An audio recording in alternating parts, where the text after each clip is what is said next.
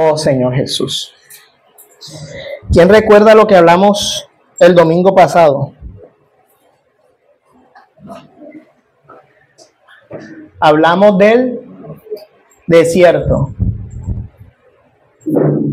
De todas las veces que Dios usó a sus santos hombres fueron al desierto, ¿cierto?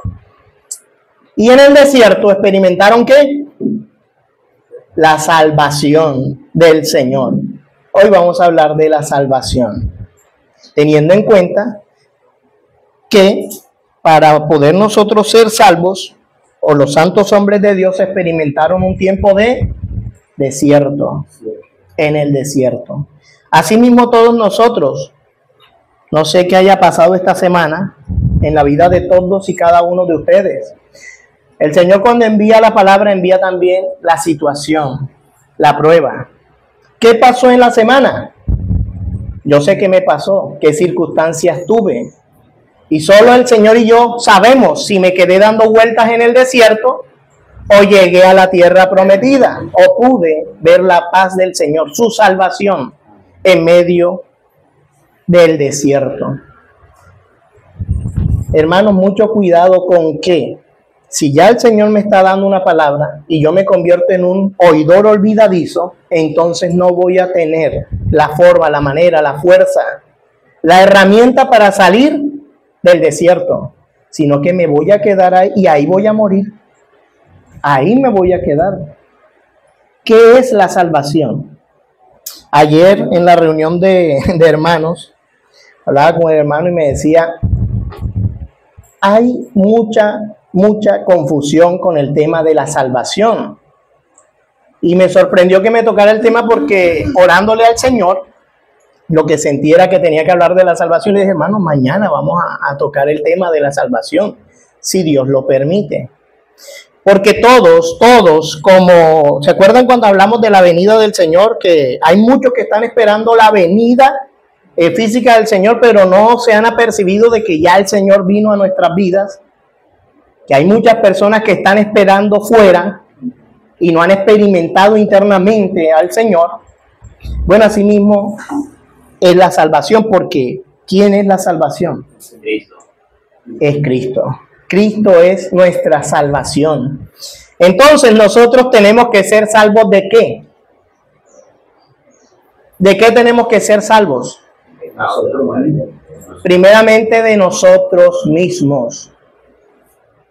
De nosotros mismos. Nuestro principal enemigo, ¿quién es? El ego. Yo. Mis deseos, mis afanes. Si hay afanes de grandeza, orgullo, prepotencia, vanidad, todas esas cosas se oponen al espíritu. Y esas cosas hacen parte de la carne. Vamos a ir al libro de Génesis. Y ahí vamos a encontrar a un hombre. Para mí fue el primero que experimentó la salvación del Señor. Pero ¿cómo pudo ser salvo este varón?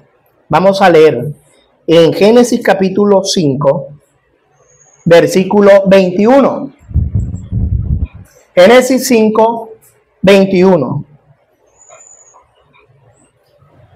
Cuando Enoc tenía 65 años, fue padre de Matusalén. Después del nacimiento de Matusalén, Enoc vivió en íntima comunión con Dios 300 años más y tuvo otros hijos e hijas.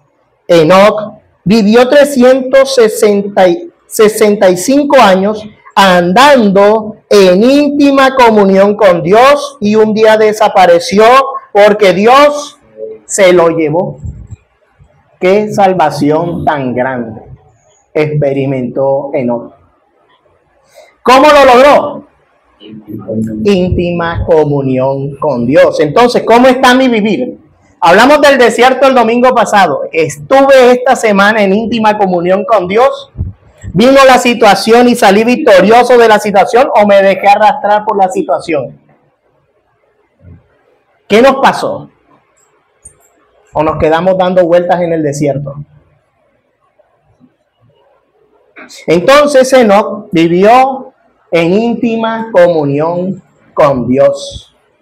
Luego de la salvación tan impresionante que el Señor le dio a Enoc, porque Enoc no vio muerte física, sino que fue raptado, fue llevado al reino. Vamos a leer ahí mismo en Génesis 6, 8. Génesis 6, 8.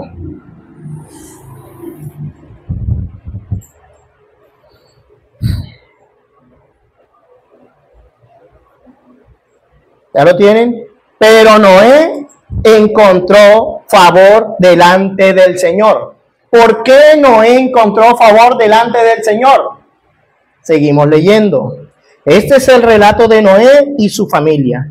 Noé era un hombre justo, la única persona intachable que vivía en la tierra en ese tiempo, y anduvo en íntima comunión ¿con quién? Dios. Otro hombre que experimentó una salvación física. Venía una destrucción sobre la tierra de la cual Dios ya había anunciado. Y Noé, como tenía una relación íntima con Dios, el Señor le avisó. Hermanos, cuando yo estoy orando y le digo al Señor que me revele, que yo quiero más, yo no sé cuál es la situación de los que aquí se reúnen. Porque como le dijo el Señor a Samuel, tú solo ves lo que está delante de ti, pero yo peso los corazones. Es Dios quien pesa los corazones de los que aquí están reunidos. Pero si ya yo estoy viendo lo que dice la palabra de estos grandes hombres que Dios salvó, utilizó, que fueron siervos de Dios, para ellos llegar a esa condición, ¿qué hicieron?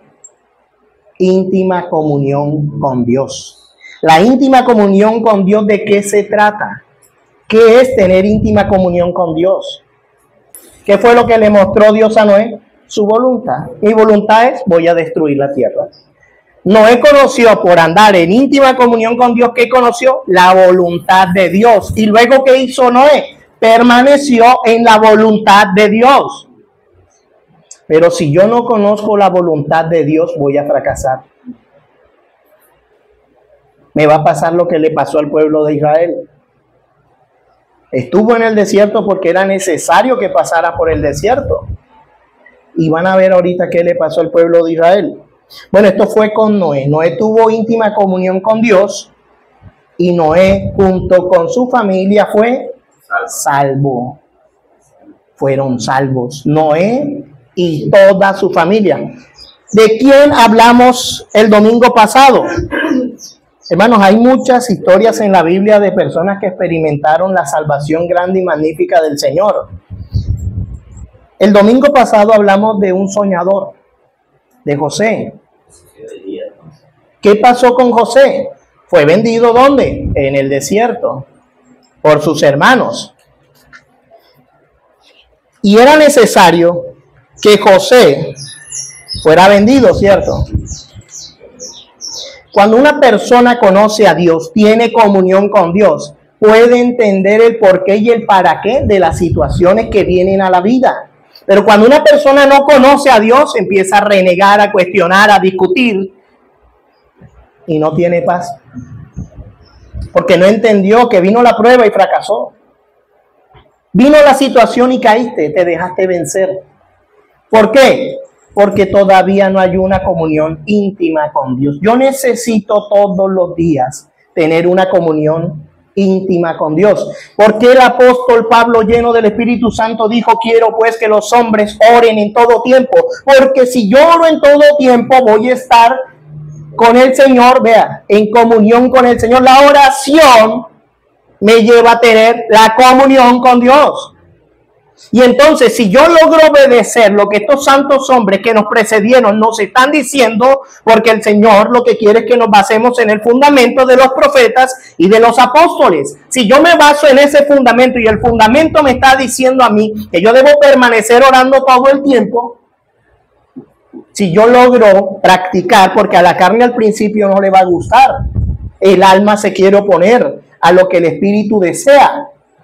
No le gusta orar al alma. El alma quiere estar independiente del Señor, de su ley, de su palabra. El alma quiere ser. Mira todos los himnos que cantábamos ahorita. ¿Entendimos esos himnos que cantamos? Porque yo puedo venir a cantar y llorar y sentir cosas aquí y todo eso es del alma. Pero en ningún momento de las alabanzas toqué el espíritu. No hubo comunión en medio de la alabanza. Entonces, cuando yo tengo íntima comunión con Dios, va a pasar lo siguiente. Vamos a leer Génesis 45. ¿Lo tienen? Génesis 45. Dice, José ya no pudo contenerse. Había mucha gente en la sala y él les dijo a sus asistentes, salgan todos de aquí. Así que estuvo a solas con sus hermanos. En el momento de decirles quién era, entonces perdió el control y se echó a llorar. Lloraba con tanta fuerza que los egipcios podían oírlo y la noticia pronto llegó hasta el palacio del faraón. Soy José, dijo a sus hermanos. ¿Vive mi padre todavía? Pero sus hermanos se quedaron mudos. Estaban atónitos al darse cuenta de que tenían a José frente a ellos. Por favor, acérquense, les dijo. Entonces ellos se acercaron y él volvió a decirles, soy José. Su hermano, a quien ustedes vendieron como esclavo en Egipto. Pero no se inquieten ni se enojen con ustedes mismos por haberme vendido.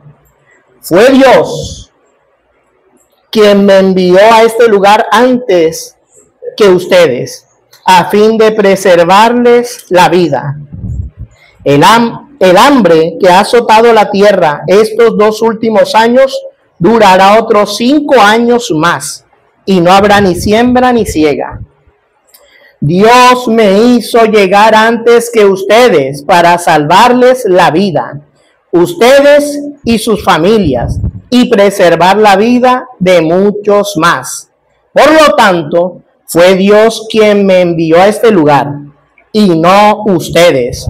Y fue Él quien me hizo consejero del faraón, administrador de todo su palacio y gobernador de todo Egipto. José entendió porque tenía comunión. ¿Quién le revelaba todos los sueños a José? ¿Por qué José pudo interpretar el sueño del faraón? José le dijo, no, yo no puedo, pero hay un Dios. José reconocía que él no tenía capacidad, que su dependencia venía ¿de quién? La capacidad era el Espíritu de Dios. Es el Espíritu de Dios. Y por eso él le dice que no fueron ustedes. ¿Ves? Alguien que entiende la voluntad de Dios le va a decir a su hermano, su hermana, su esposo, su esposa, no, yo sé que no eres tú. Dios me está poniendo esta situación para ver qué hay en mi corazón.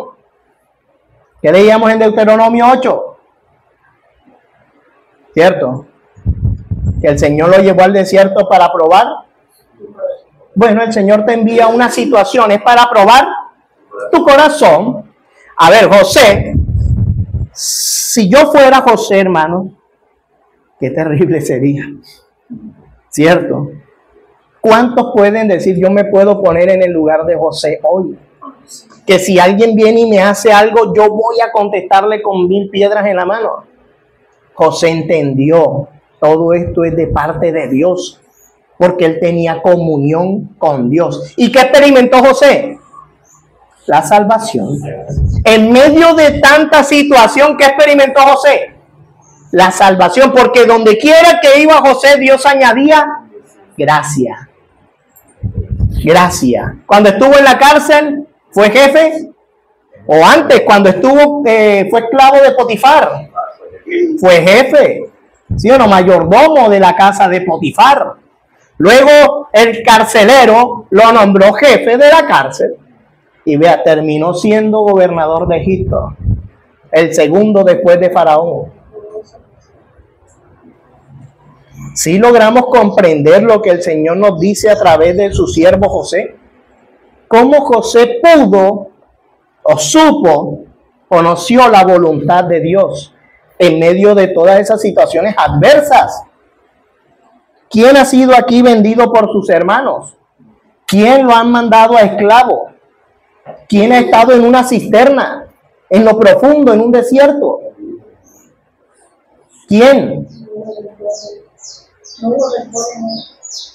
Oh Señor Jesús. Mas él conoció que todo eso fue voluntad de Dios. ¿Para qué? Para salvarse él y salvar a su familia. O sea, que cuando alguien conoce la voluntad de Dios y se mantiene en la voluntad de Dios, se salva a él, pero también salva a otras familias. Porque es usado por el Señor. No depende de ese hombre. Ojo, no. Mira, fue Dios. Aquí reconoce José. No fue que yo fui bueno, no fue que yo hice esto. No, no. Fue Dios quien me puso aquí para preservarles la vida a ustedes. Fue Dios. Entonces, hermano, no confíes en tu capacidad. No confíes en lo que tú puedas entender. Siempre, siempre presente en nuestro corazón, que es lo más engañoso que hay, que es Dios. La revelación viene de Dios. La sanación viene de Dios. La salvación viene de Dios. Entonces ya vimos cómo Enoc, Noé y José experimentaron una salvación grande. 7 años de hambre. Oh Señor Jesús.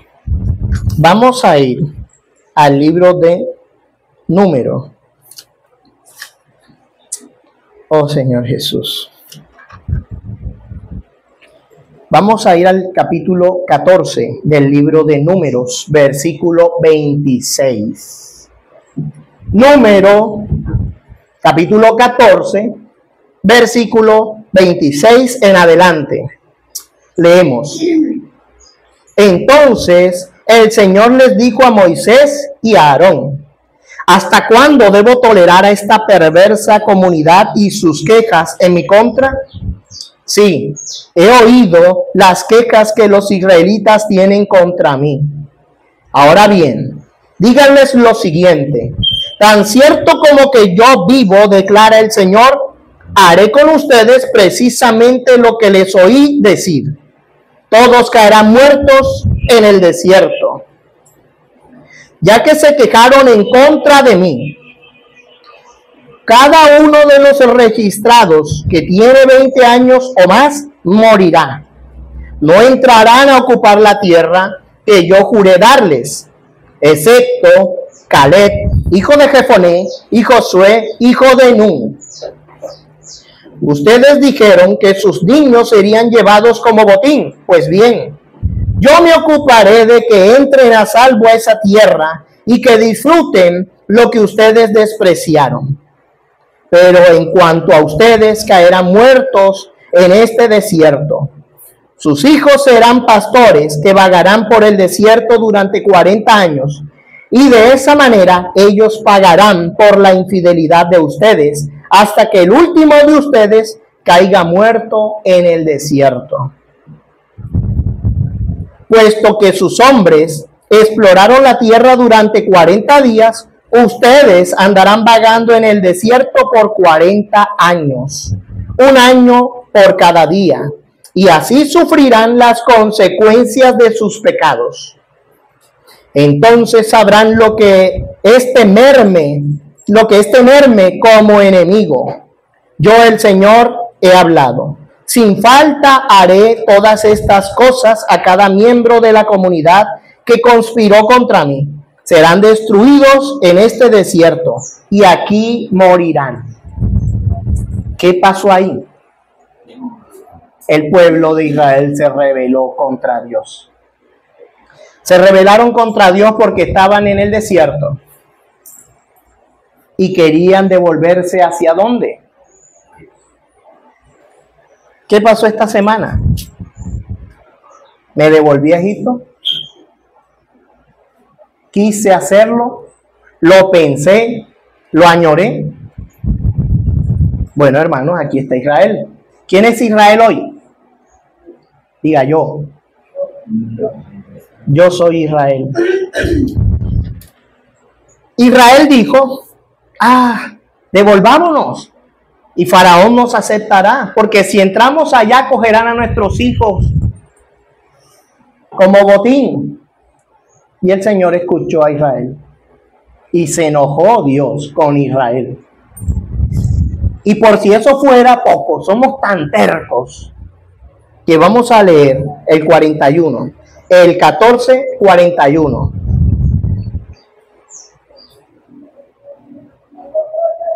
Bueno, vamos a leer el 40.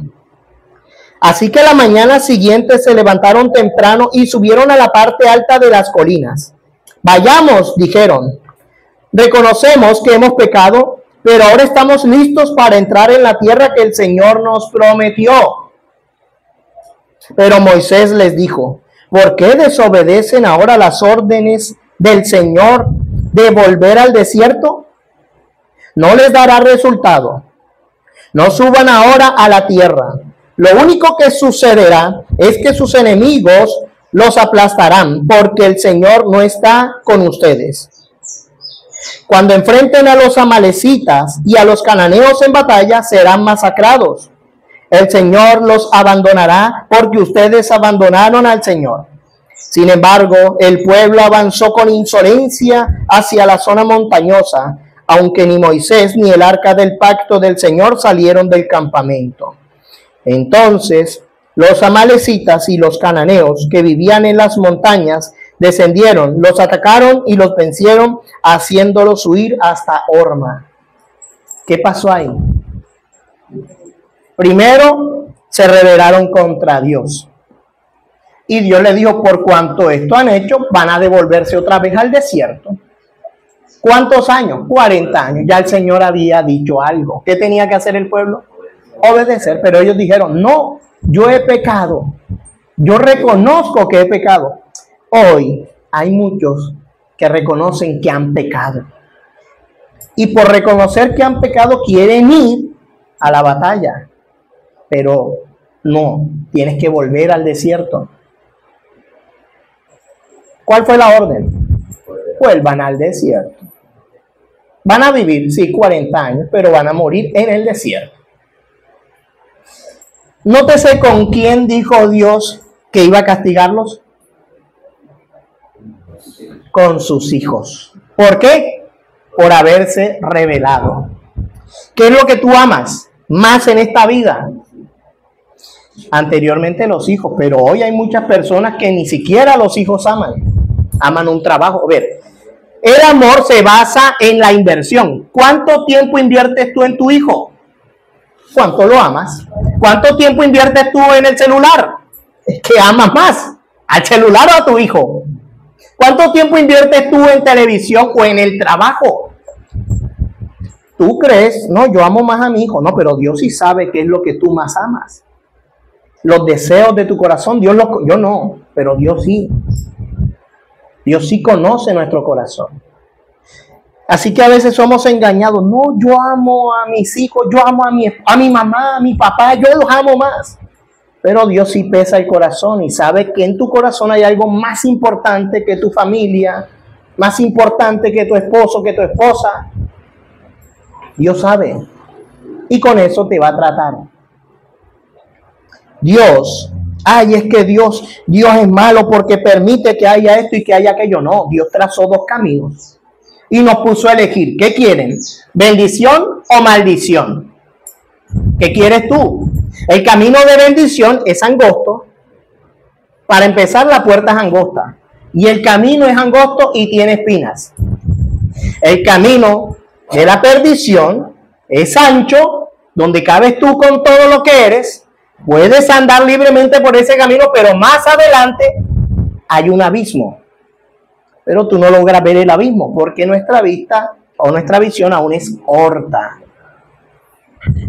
Entonces, los que Dios ya ha tocado, a los que Dios ya les ha revelado su plan y su palabra, son los que quieren permanecer ¿en qué? En la voluntad de Dios. Cuando Dios le dio la orden al pueblo de que vayan a espiar el pueblo, si ustedes siguen leyendo ahí el capítulo 14, si lo leen todos, sabrán que los 10 espías murieron enseguida. Dios les mandó una plaga. Ellos murieron enseguida. Los 10 espías que dijeron, no, allá hay gigantes, no podremos, no venceremos. Así mismo es. Cuando tú estás en el desierto y Dios te está diciendo que te va a llevar a un lugar más seguro, un lugar de salvación, y tú en tu mente y estás con los que te rodean diciéndole, no se va a poder, mira, esto no va a funcionar, algo está aquí mal, tal, no podemos, la situación nos supera, es más grande la situación. Entonces tu fe no es verdadera. No has creído en Dios. Puedes decir creo en Dios con la boca, pero en tu corazón no hay confianza de que esa situación que el Señor permitió, ¿era necesario que Israel pasara por el desierto? Sí, era necesario que pasara por el desierto, porque Dios necesitaba, el desierto es como un filtro. Dios necesitaba que toda la cultura egipcia muriera en el desierto, no el judío, no el israelita, sino que lo que ya venía en él quedara en el desierto. Entonces, Dios te viene con una prueba, es para que tu yo quede en el desierto.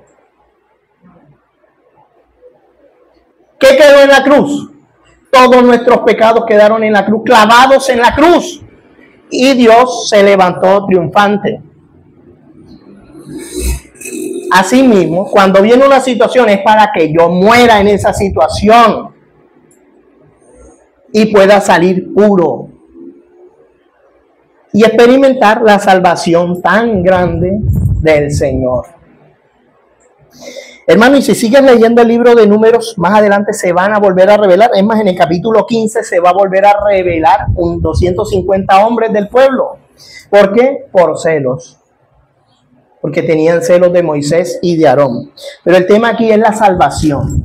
Aquí Dios le dijo al pueblo de Israel, mira, quiero que comprendamos algo todos. Si viene la situación, yo debo ser sabio y lo que tengo que hacer es orar. Muéstrame tu voluntad en medio de esta situación, Señor. Muéstrame tu salvación, el camino que debo seguir. ¿Cuál es el camino que yo debo seguir, hermano? Primero, en la situación adversa, ¿qué debo experimentar yo? Paz. Paz. Así no la sienta, debo anhelarla, buscarla. Porque si yo no empiezo a buscar la paz, a anhelar la paz, voy a permanecer en el yo y voy a morir. Voy a fracasar. Tu trabajo, vas a fracasar en tu trabajo. Tu relación, va a fracasar tu relación. Tú mismo vas a fracasar. Entonces tenemos que estar muy atentos a lo que el Señor nos viene a decir. Tenemos que ser salvos de nosotros mismos, pero también salvos de las situaciones que el Señor permite. Si el Señor envía la prueba, también nos va a dar la salida. Pero si yo no lo creo, yo voy a perecer, mira, tratando de solucionar yo. Cuando yo trato de solucionar y caigo en mi mente, voy a hacer esto, voy a hacer aquello, y me enredo, me vuelvo un 8. ¿Ves? Fracasé. No dependí de Dios. Y digo que creo en Dios, pero no dependí de Dios. Hermano, que Dios nos alumbre y podamos llevar esto a la práctica. Esta semana, si Dios nos va a traer alguna situación porque fracasamos la semana pasada, bueno, vamos a ser obedientes. Si Dios dice, vuelve al desierto, hombre, vuelve al desierto.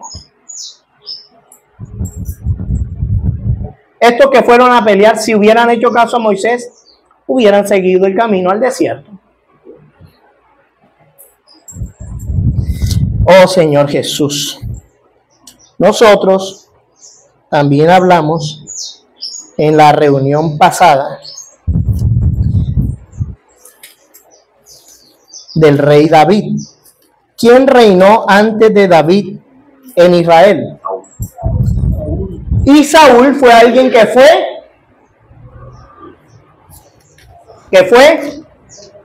ungido, ¿cierto? Saúl fue ungido, que representa en la antigüedad, que representaban las personas que estaban ungidas. Eran apartados. ¿Qué pasa cuando yo me bautizo? Soy un apartado, ¿cierto? Porque detrás de mí viene alguien que bautizará con Espíritu Santo y con fuego, ¿cierto? Nosotros ya somos apartados. ¿Qué era Saúl? Apartado, fue un apartado y fue un ungido. Tanto así que David, y lo vimos el domingo pasado, tuvo para acabar con Saúl y no quiso. ¿Por qué? Porque que Dios me guarde de yo levantar mi mano contra el ungido de Dios. Cuando Saúl muere, hubo una malecita que vio a Saúl apoyado en su lanza y Saúl le dijo, mátame, no me dejes aquí. Y esa malecita lo mató, le quitó el anillo y se fue. Más adelante se encuentra con David y David le dijo, dime qué pasó en la guerra. Dijo, Israel huyó, Jonatán murió y todos los valientes de Saúl. Y Saúl estaba agonizando y me dijo que lo matara. Mira, ya te traje el anillo, pensando que le había hecho un favor a David. Y David vino, ¿no tuviste temor de Dios de matar a su ungido? Mátenlo. Y mataron a la malecita. Entonces, la importancia de los que Dios ha ungido. Si Dios ha ungido a alguien, ese alguien tiene el sello de Dios, tiene la aprobación de Dios, entre tanto esté con vida. Bueno, Saúl tenía la aprobación de Dios, ¿cierto? Pero Saúl hizo algo. ¿Qué hizo Saúl? Desobedeció, ¿verdad? Dios le dijo, ¿destruye a quién? Destruye a Amalek, destruye a los pecadores. Saúl no obedeció. Pero cuando regresó de destruir a Amalek, como trajo a Amalek vivo, al rey de Amalek vivo, y trajo lo mejor de sus rebaños, él pensó que había obedecido. Ve, el corazón lo engañó. ¿Cómo estás tú hoy? ¿Estás obedeciendo a Dios o tu corazón te engaña y te hace creer que sí lo estás obedeciendo? Porque Saúl afirmó delante de Samuel, profeta de Dios, que él había obedecido. Y por causa de eso, ¿qué perdió Saúl? La presencia. ¿Qué le dijo Moisés al pueblo de Israel? Porque van a hacer esto si la presencia de Dios no va a ir con ustedes. Van a fracasar. ¿Qué pasó cuando Saúl pierde la presencia de Dios? Vamos a leer Primera de Samuel capítulo 28. Primera de Samuel 28.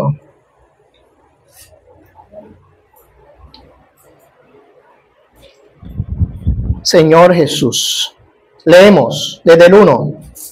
Por ese tiempo los filisteos reunieron sus ejércitos para ir a la guerra contra Israel. El rey Aquís le dijo a David, se espera que tú y tus hombres salgan conmigo a la batalla. Muy bien, acordó David. Ahora comprobarás tú mismo lo que podemos hacer. Después Aquís le dijo a David, te haré mi guardaespaldas personal de por vida. Durante ese tiempo, Samuel había muerto y todo Israel había hecho duelo por él. Fue enterrado en Ramá, en su ciudad natal. Saúl había expulsado del territorio de Israel a todos los médiums y todos los que consultaban los espíritus de los muertos. Los filisteos montaron su campamento en Sunem, y Saúl reunió a todo el ejército de Israel y acampó en Gilboa. Cuando Saúl vio el inmenso ejército filisteo, tuvo miedo y se aterrorizó. ¿Cuántas veces has estado en la situación de Saúl? ¿Cuántas veces has sentido ese terror interno de que no va a funcionar, de que voy a fracasar? ¿Cuántas veces has visto el ejército al frente de ti que te supera, la situación que te supera? Bueno, Saúl vio ese ejército más grande y sintió terror. Entonces le preguntó al Señor qué debía hacer, pero el Señor rehusó contestarle, ya fuera por sueños o por sorteo sagrado o por medio de los profetas.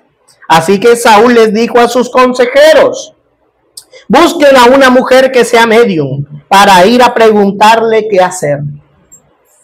Sus consejeros le respondieron: hay una medium en Endor.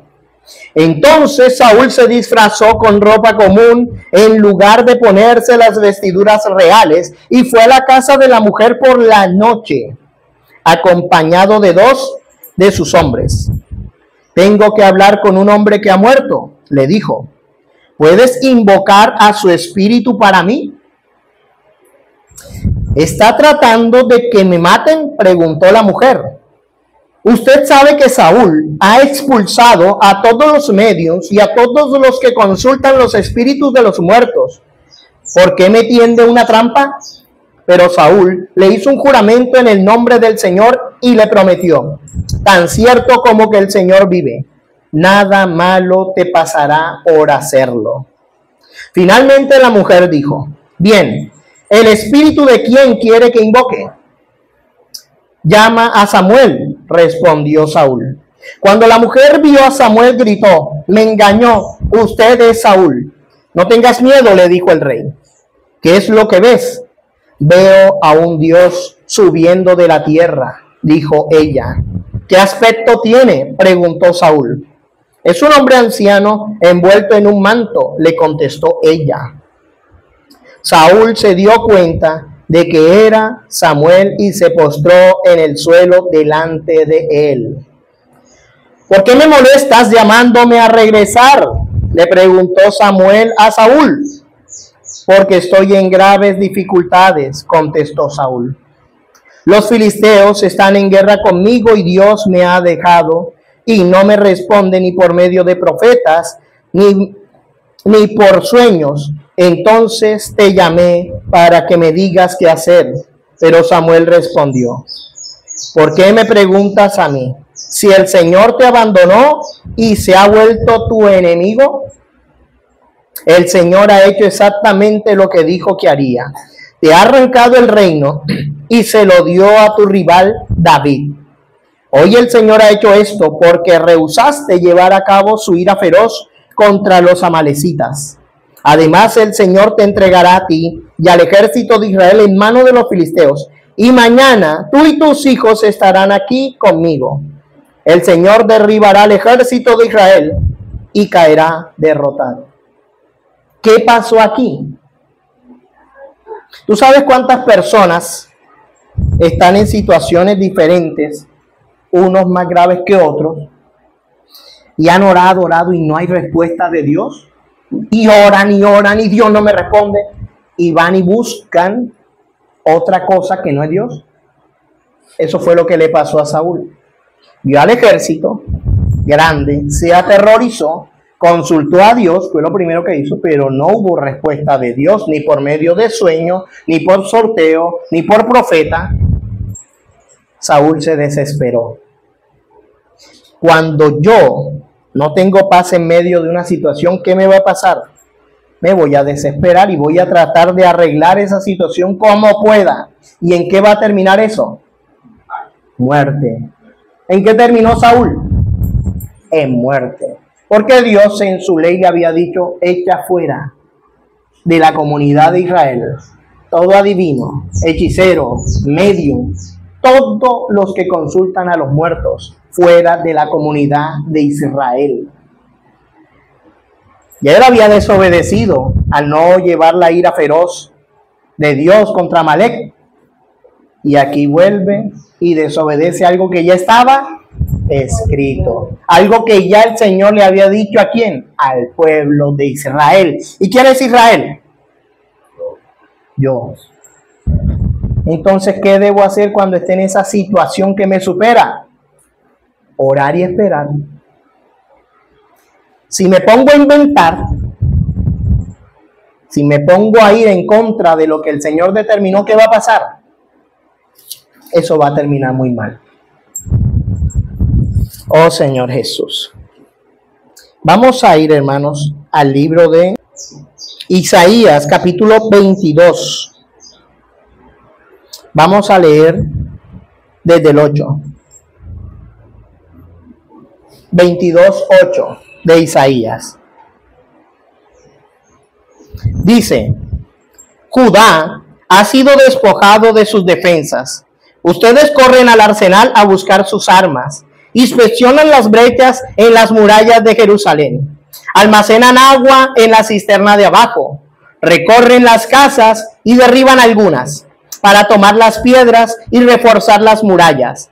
Entre las murallas de la ciudad construyen un estanque para el agua de la cisterna vieja. Sin embargo, nunca piden ayuda a aquel que hizo todo esto.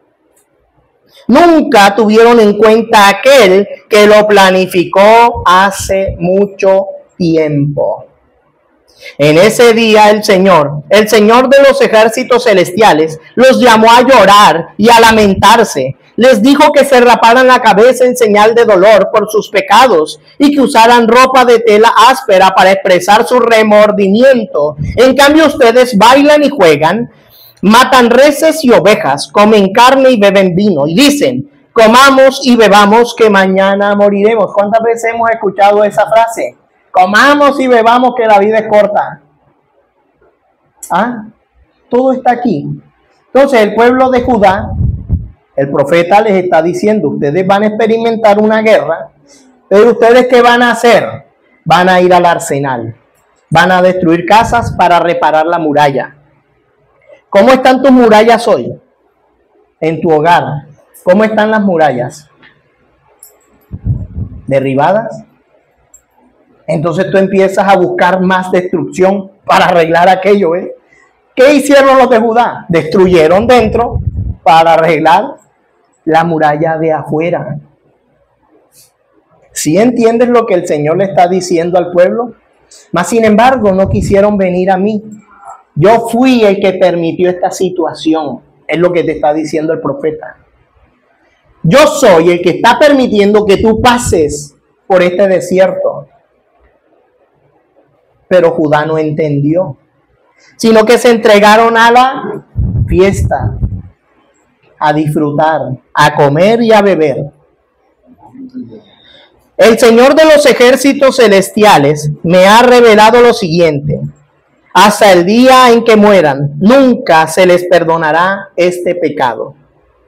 Ese es el juicio del Señor, el Señor de los ejércitos celestiales.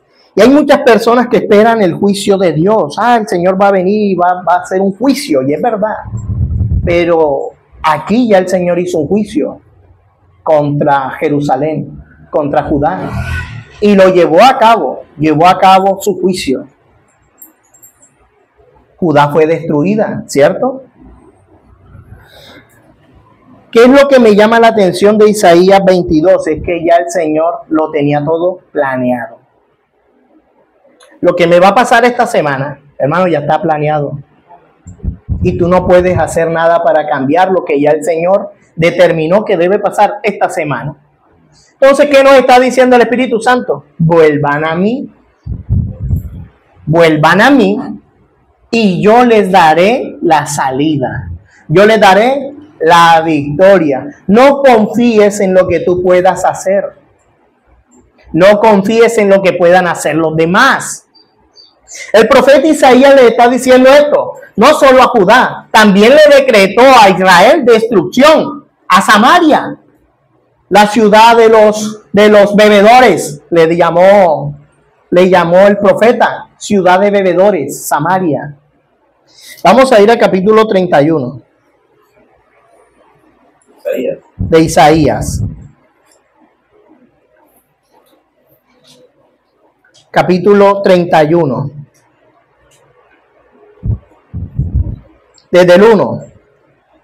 ¿Qué aflicción les espera a los que buscan ayuda en Egipto?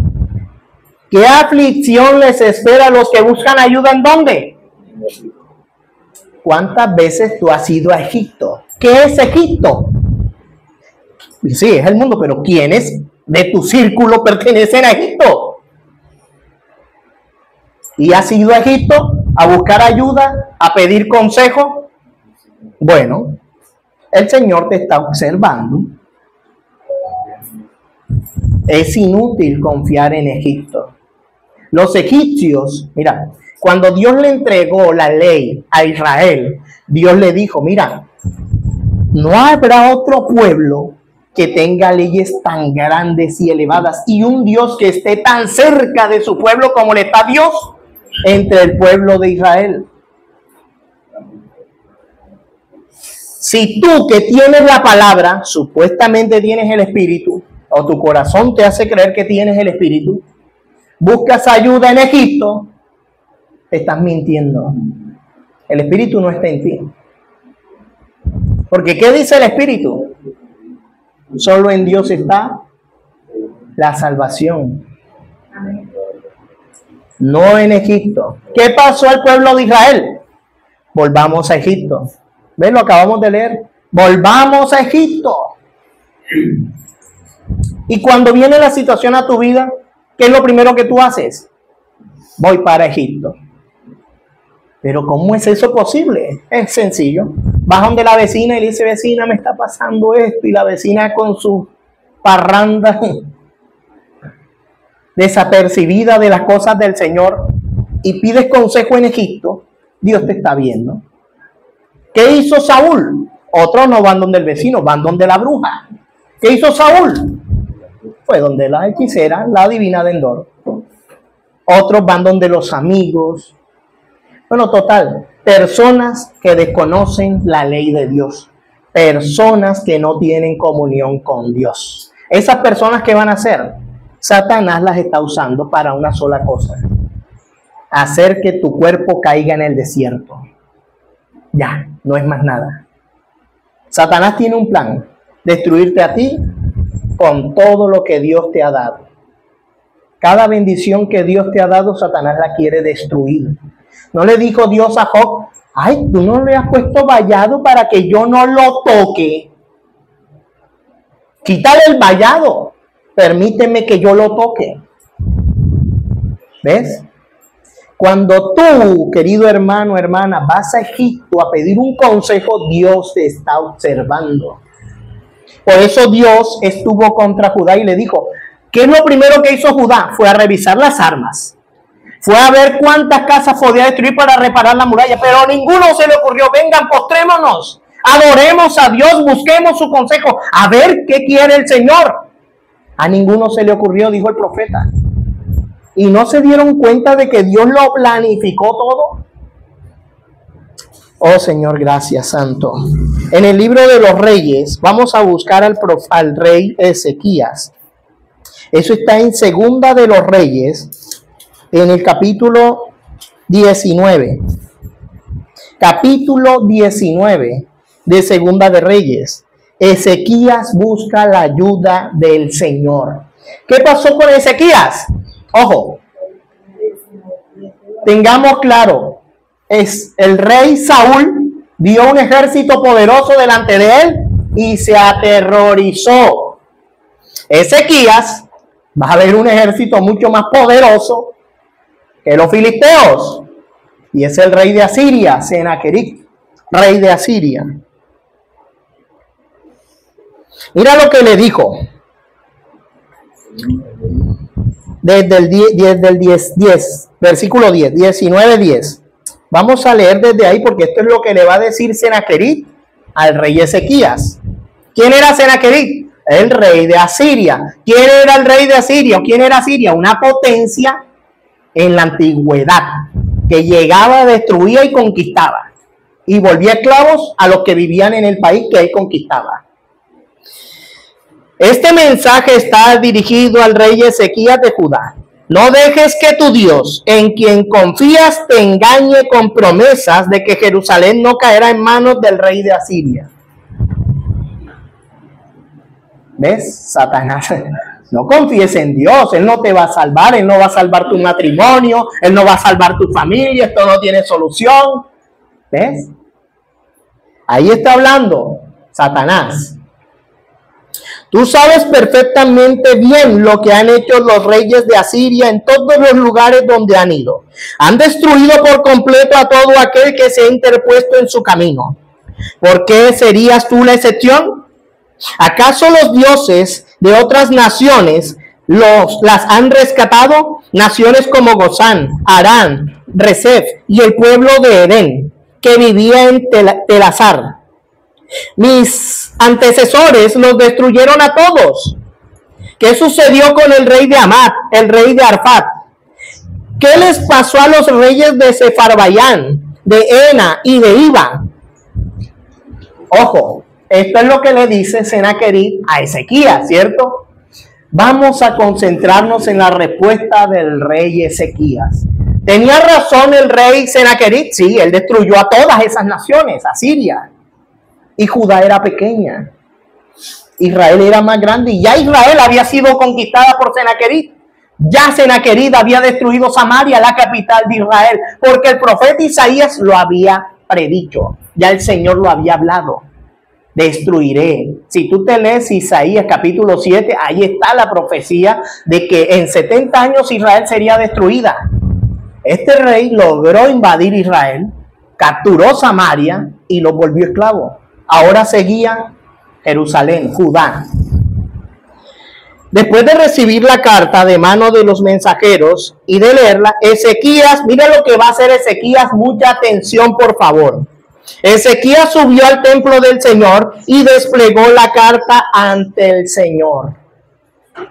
En presencia del Señor, el rey hizo la siguiente oración. Oh Señor Dios de Israel, tú estás entronizado entre los poderosos querubines. Solo tú eres el Dios de todos los reinos de la tierra. Solo tú creaste los cielos y la tierra. Inclínate, oh Señor, y escucha. Abre tus ojos, oh Señor, y mira. Escucha las palabras desafiantes de Senaquerib contra el Dios viviente. Es cierto, Señor, que los reyes de Asiria han destruido a todas esas naciones. Es cierto, Álvaro. Es cierto, Tony. Es cierto, amado. Es cierto. Oh Señor Jesús, han arrojado al fuego a los dioses de esas naciones y los han quemado. Por supuesto que los asirios pudieron destruirlos, pues no eran dioses en absoluto. Eran solo ídolos de madera, de piedra, formados por manos humanas. Ahora, oh Señor nuestro Dios, rescátanos de su poder. Así todos los reinos de la tierra sabrán que solo tú, oh Señor, eres Dios. ¿Cuál es tu actitud cuando viene el desierto, la situación o el problema? ¿Eres Saúl, que vas donde la hechicera de Endor? ¿O eres Ezequías? ¿O eres José, que aprendió a discernir la voluntad de Dios? ¿Quién soy yo? ¿A dónde voy? Mira, Egipto está en la familia también. ¿Y yo primero voy a dónde? Bueno, Ezequías lo primero que hizo fue subir ¿a dónde? Al templo. ¿Y qué hizo? Desplegó la carta delante de la presencia del Señor. Ahora Dios le va a dar una respuesta preciosa por medio del profeta Isaías. Para no hacerlo muy largo, vamos a ir al 25, 19-25. Capítulo 19, versículo 25. ¿Pero acaso no has oído? Yo decidí hace mucho tiempo, hace mucho que lo planifiqué y ahora lo llevo a cabo. Yo determiné que tú aplastaras ciudades fortificadas y las redujeras a un montón de escombros. ¿De quién está hablando aquí? Del rey Senaquerib. Tú dices, el profeta, tú dices que yo destruí naciones, que yo le puse mi pie a los ríos para que se detuvieran. Y yo dije, sí, pero fue porque yo lo decidí. Dios le está diciendo en respuesta al rey Ezequías, tranquilo, que quien planificó esto fue Dios. Quien permitió que el rey de Asiria llegara y conquistara a Israel y todas esas naciones que nombré anteriormente fue Dios. Mira, la guerra que se está dando hoy en diferentes partes del mundo ya fue planificada. Los terremotos, devastaciones, todo ha sido planificado. Aquí Dios le está diciendo, yo fui quien planificó todo esto. Le está diciendo al rey Senaquerib. Por eso sus habitantes tienen tan poco poder y están tan asustados y confundidos. Son tan débiles como la hierba, tan fáciles de pisotear como tiernos brotes verdes. Son como una hierba que sale en el techo de una casa, que se quema antes de poder crecer alta y lozana. Pero a ti te conozco bien. Al rey de Asiria le está hablando. Pero a ti te conozco bien, Senaquerib. Sé dónde te encuentras y cuando entras y sales. Conozco la forma en que desataste tu furia contra mí. Por esa furia en mi contra y por tu arrogancia, yo mismo hoy te pondré mi gancho en la nariz y mi freno en la boca. Te haré regresar por el mismo camino por donde viniste. Esto le dijo Dios en respuesta a la carta del rey Senaquerib. Y luego vamos a ir a la parte de atrás, el 31. 19:31. Pues desde Jerusalén se extenderá un remanente de mi pueblo, un grupo de sobrevivientes desde el monte Sión. El ferviente compromiso del Señor de los ejércitos celestiales hará que esto suceda. Y esto dice el Señor acerca del rey de Asiria: sus ejércitos no entrarán en Jerusalén. ¿Cuál era el miedo del rey? Que Senaquerib pudiera entrar e invadir Jerusalén. ¿Y qué le está diciendo Dios a Ezequías? Sus ejércitos no entrarán en Jerusalén, ni siquiera lanzarán una sola flecha contra ella. No marcharán fuera de sus puertas con sus escudos, ni levantarán terraplenes contra sus murallas. El rey regresará a su propia tierra por el mismo camino por donde vino. No entrará en esta ciudad, dice el Señor. Por mi propia honra y por amor a mi siervo David, defenderé esta ciudad y la protegeré. Esa noche el ángel del Señor fue al campamento asirio y mató a 185,000 soldados. Cuando los asirios que sobrevivieron se despertaron a la mañana siguiente, encontraron cadáveres por todas partes. Entonces Senaquerib, rey de Asiria, levantó campamento y regresó a su propia tierra. Volvió a Nínive, la capital del reino, y allí se quedó. Cierto día, mientras rendía culto en el templo de su dios Nisroch, sus hijos Adramelech y Sarecer lo mataron a espada. Luego escaparon a la tierra de Ararat, y otro de sus hijos, Esar-Adón, lo sucedió en el trono de Asiria. ¿Ves la tragedia que hubo ahí? Hermanos, no caigamos en esa condenación. Si Dios te planta una situación, ya, basta de ti, basta de lo que tú puedas hacer, y empieza a confiar de verdad en aquel que planificó esa situación. ¿Cuántos aquí leyeron el Salmo 119 cuando se les indicó que leyeran el Salmo 119?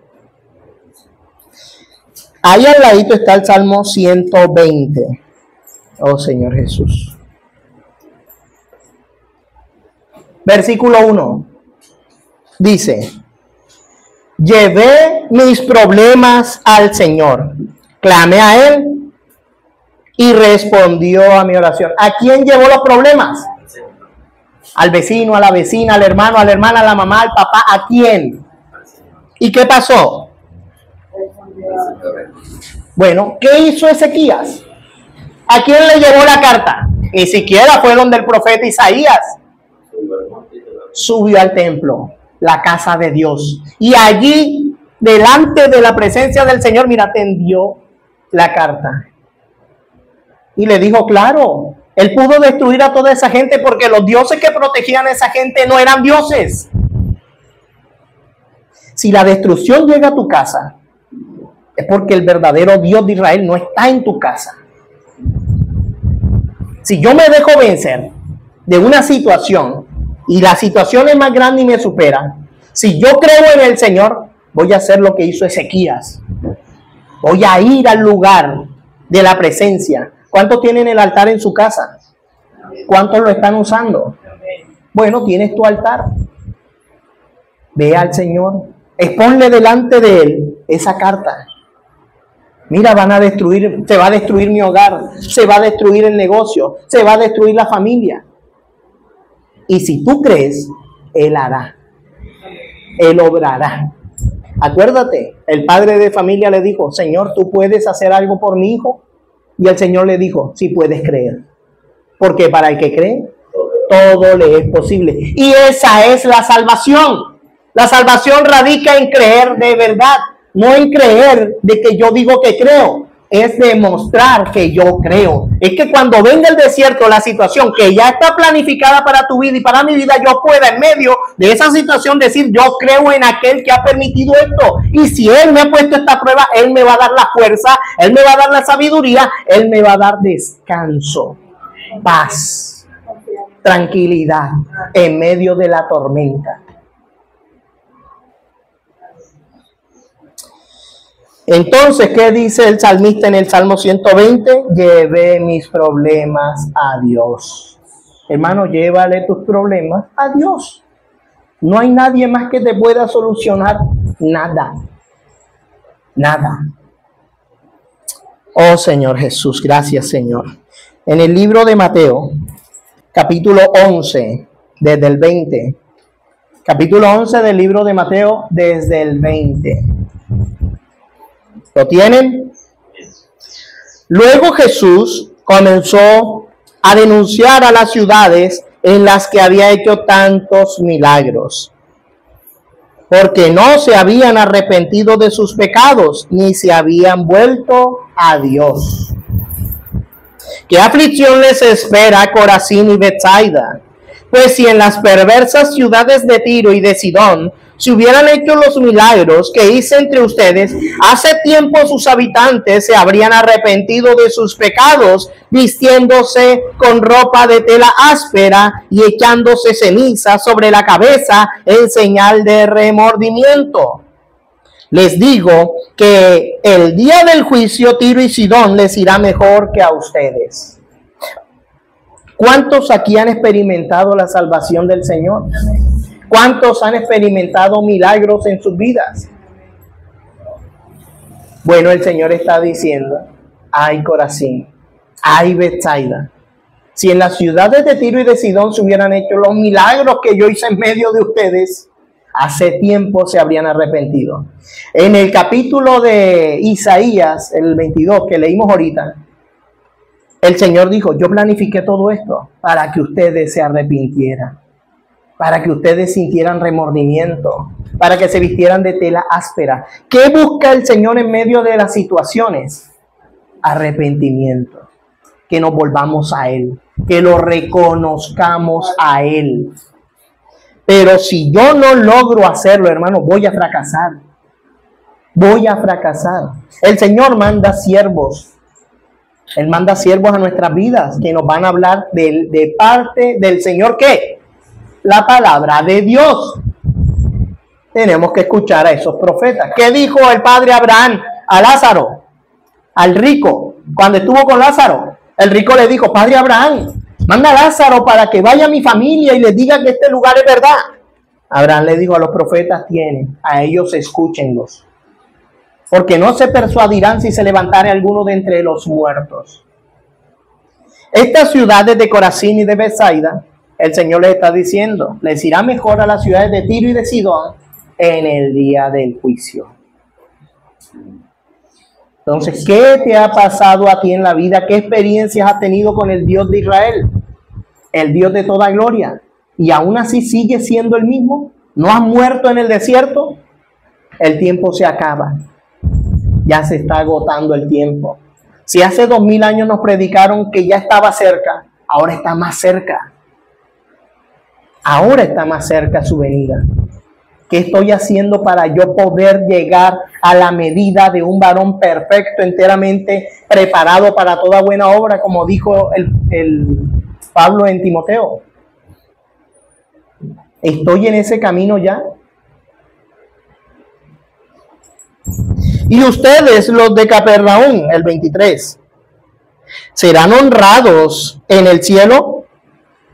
No, descenderán al lugar de los muertos. Pues si hubiera hecho en las perversas ciudades de Sodoma los milagros que hice entre ustedes, la ciudad estaría aquí hasta el día de hoy. Les digo que el día del juicio a una Sodoma le irá mejor que a ustedes. ¿Y quiénes recuerdan la historia de Sodoma? Bueno, ¿por qué es más terrible el castigo para esta ciudad de Corazín, de Capernaum? Porque estaba el Mesías, lo vieron, escucharon sus enseñanzas y hubo milagros en medio de ellos y no creyeron. Hoy nosotros tenemos la palabra. ¿Ya creíste o tienes dudas aún? Si aún tienes dudas de que esto es la palabra de Dios, hermano, en tus pecados morirás, porque no hay otra salvación, no hay otro fundamento, no hay otro camino. La palabra. Vamos para los que dicen que la salvación no se pierde porque ya somos salvos. Ya no se pierde, puedes hacer lo que tú quieras, que ya no vas a perder la salvación si ya creíste y te bautizaste. Vamos a ir al libro de Romanos capítulo 11 y tengamos cuidado con esta gente que enseña y tergiversa la palabra del Señor. Capítulo 11. Versículo 13. De 13 en adelante dice: menciono todo lo anterior especialmente para ustedes los gentiles. Dios me designó apóstol a los gentiles. Pongo énfasis en esto, porque de alguna manera quiero hacer que los hijos de Israel sientan celos de lo que tienen ustedes los gentiles, y entonces yo pueda salvar a algunos de ellos. Pues si el rechazo de ellos hizo que Dios ofreciera la salvación al resto del mundo, la aceptación de ellos será algo aún más maravilloso. Será vida para los que estaban muertos. Y dado que Abraham y los otros patriarcas fueron santos, sus descendientes también serán santos. Del mismo modo que toda la masa de pan es santa, porque la porción que se da como ofrenda es santa, pues si las raíces del árbol son santas, las ramas también lo serán. Algunas ramas del árbol de Abraham, algunos del pueblo de Israel, han sido arrancadas. Y ustedes, los gentiles, que eran ramas de un olivo silvestre, fueron injertados. Así que ahora ustedes también reciben la bendición que Dios prometió a Abraham y a sus hijos, con lo cual comparten con ellos el alimento nutritivo que proviene de la raíz del olivo especial de Dios. Así que no se jacten de haber sido injertados para reemplazar a las ramas que fueron arrancadas. Ustedes son solo una rama, no son la raíz. Tal vez digas, bueno, esas ramas fueron arrancadas para darme lugar a mí. Es cierto, pero recuerda, esas ramas fueron arrancadas porque no creyeron en Cristo. Y tú estás allí porque sí crees. Así que no te consideres tan importante. Más bien teme lo que podría suceder. Pues si Dios no perdonó a las ramas originales, tampoco te perdonará a ti. ¿Qué nos está diciendo el Espíritu Santo? Puede ser arrancado o ya porque creíste te vas a quedar ahí eternamente. Puede ser quitado de ahí otra vez. Mi nombre puede ser borrado del libro de la vida. Así que, Señor, yo te pido que borres mi nombre del libro de la muerte y lo anotes en el libro de la vida, hermano. Tú puedes orarlo. Pero si tú no actúas conforme a lo que dice la palabra, puedes orar todo lo que tú quieras de esa forma, que Dios no te va a escuchar. ¿Qué dice la palabra en el proverbio? El que aparta su oído de la ley, su oración también es abominable. ¿Sí ves? Entonces, hermano, no te dejes engañar. Si Dios no perdonó al verdadero olivo, Ten cuidado. Vamos a ir al libro de Hebreos y ahí concluimos. Libro de Hebreos capítulo 2. Bueno, capítulo 2 y después al 10 y terminamos allí. Desde el 1. 2, 1. Así que debemos prestar mucha atención a las verdades que hemos oído, no sea que nos desviemos de ellas, pues el mensaje que Dios transmitió mediante los ángeles se ha mantenido siempre firme, y toda infracción de la ley y todo acto de desobediencia recibió el castigo que merecía. Entonces, ¿qué nos hace pensar que podemos escapar si descuidamos esta salvación tan grande que primeramente fue anunciada por el mismo Señor Jesús y luego nos fue transmitida por quienes lo oyeron hablar? Además, Dios confirmó el mensaje mediante señales, maravillas, diversos milagros y dones del Espíritu Santo según su voluntad. ¿Qué podemos discernir de allí?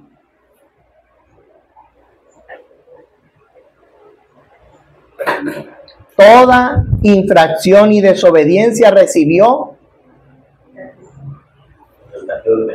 el castigo que merecía. Ahora, ¿qué me hace pensar a mí que podemos escapar si descuidamos? O sea, ¿qué pasa si yo me descuido? Y esa salvación es muy grande. ¿Cómo descuido yo esa salvación grande? Vamos a ir al libro de Hebreos 10. ¿Cómo descuidas tú esa salvación grande? Hebreos capítulo 10, versículos 19 en adelante. ¿Cómo descuidas la salvación? 19. Así que, amados hermanos, podemos entrar con valentía en el lugar santísimo del cielo por causa de la sangre de Jesús. Por su muerte, Jesús abrió un nuevo camino, un camino que da vida a través de la cortina al lugar santísimo. Ya que tenemos un gran sumo sacerdote que gobierna la casa de Dios, entremos directamente a la presencia de Dios, con corazón sincero y con plena confianza en Él. Pues nuestra conciencia culpable ha sido rociada con la sangre de Cristo a fin de purificarnos, y nuestros cuerpos han sido lavados con agua pura. El agua, hermanos, es la palabra. La sangre, pues la sangre del Cordero. ¿Dónde ha sido rociada esa sangre? ¿Dónde? En la parte más alta del hombre, el altar. Cuando el sumo sacerdote entraba al templo en la antigüedad, ¿qué tenía que hacer con la sangre del sacrificio? Rociarla 7 veces. ¿Dónde? En el altar. Y aquí, este templo también tiene la sangre del sacrificio. ¿Qué tienes que hacer tú? Señor, lava mi corazón, mi mente, mi conciencia con tu sangre, porque este es tu altar. ¿Sí ves? Ana cuando llegó y se puso delante del pilar, ¿qué hizo Ana? Ella oraba en su corazón, pero no salían palabras de su boca. Y Dios contestó la oración de Ana, ¿cierto? Oh Señor, mantengámonos firmes. Álvaro, Tony, Josué, amado, mantengámonos firmes, sin titubear, en la esperanza que afirmamos, porque se puede confiar en que Dios cumplirá su promesa. Pensemos en maneras de motivarnos unos a otros. Pensemos en maneras de motivarnos unos a otros a realizar actos de amor y buenas acciones. No dejemos de congregarnos como lo hacen algunos, sino animémonos unos a otros, sobre todo ahora que el día de su regreso se acerca. ¿Por qué sobre todo ahora? Porque ya está cerca. Tú no sabes si va a venir hoy. ¿Qué decíamos el viernes? No sabemos si el Señor llega ahora. ¿Y dónde nos encontró el Señor? En la reunión. ¿Y qué estábamos haciendo? Disfrutando su palabra. Si el Señor viniera hoy, ahora, ¿dónde nos va a encontrar el Señor? Reunidos como hermanos juntos y en armonía. Entonces, hermano, no perdamos de vista lo más importante. Lo más importante no es lo que yo puedo ver, es lo que yo no puedo ver. Ese ejército de filisteos que vio Saúl con sus ojos físicos, créeme que ese ejército está invisible alrededor tuyo y te quiere destruir. Entonces tienes abierto un camino vivo. La cortina del lugar santísimo fue rasgada de arriba a abajo. Ya podemos entrar confiadamente al lugar santísimo para que sean conocidas todas nuestras peticiones. Es que el Señor ya sabe lo que yo necesito. No, Él quiere escucharte. Eso es comunión. Esa es la comunión. ¿Qué nos salva? La comunión. Eso es lo que nos salva, hermano. ¿Cómo podemos guardar esta salvación tan grande? En comunión. ¿Qué hacemos cuando salimos en el carro? ¿Qué es lo primero que hacemos? Oramos, porque no sabemos qué nos va a pasar. Necesitamos ser salvos de lo que pueda pasar en la carretera. Yo necesito ser salvo. ¿Cuántos atracadores hay hoy en Soledad y extorsiones y todas estas cosas? Yo necesito ser salvo de esa situación. ¿Cuántos virus y de todo hay ahora? Yo necesito ser salvo. Entonces, hermano, necesitamos ser salvos de todas estas cosas y del juicio que va a venir. Jesucristo es el Señor.